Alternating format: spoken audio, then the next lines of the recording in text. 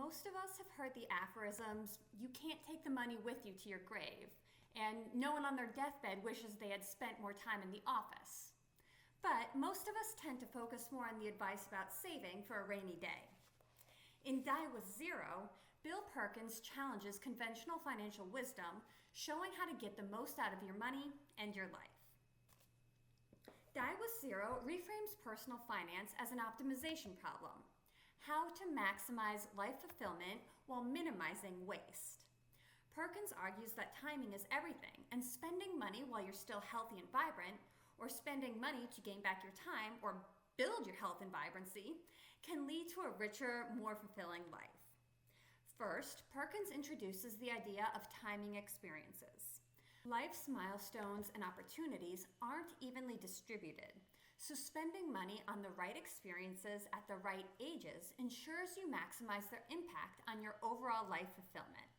So, you may want to incur a little bit of credit card debt to backpack around Asia for 2 months while you're in your early 20s and have limited responsibilities, not to mention the willingness to sleep in cheap youth hostels.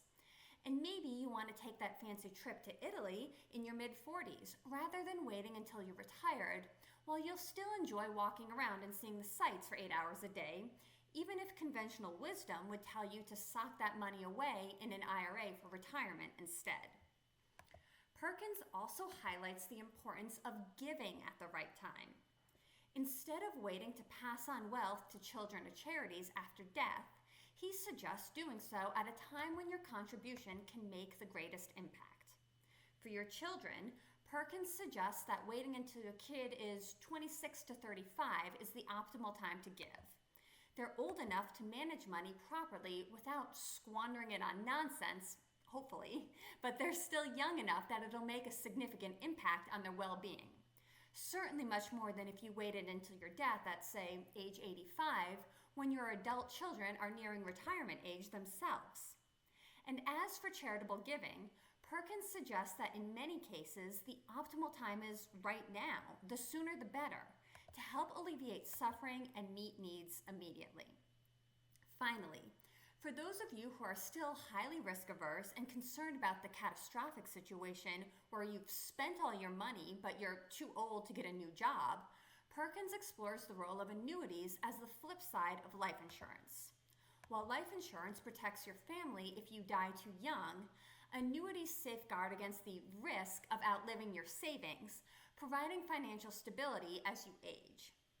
For all of us focused on personal finances, who've probably absorbed all of the conventional wisdom about maximizing investments and planning for retirement, Die with Zero is a reminder that raw savings is only part of the equation. Start by mapping out the experiences you want to have at different stages of life and align your spending to make them possible. Now, I absolutely love this book, and not just because it echoed many of my own beliefs and practices. Perkins flips traditional financial planning on its head. By focusing on maximizing health and fulfillment, he challenges us to think about money not as an end in itself, but rather as a tool for a life well lived. As someone who has borrowed against her 401k both to fund a month-long trip to Australia and then again later to construct an exquisite home gym, much to the chagrin of my financial advisor, I might add, reading this book was a bit of vindication. I have zero regrets about doing either of those things, by the way. If you've read Die with Zero, or you have thoughts on spending money to optimize your life experiences, share your insights in the comments. And don't forget to like and subscribe for more quick book reviews.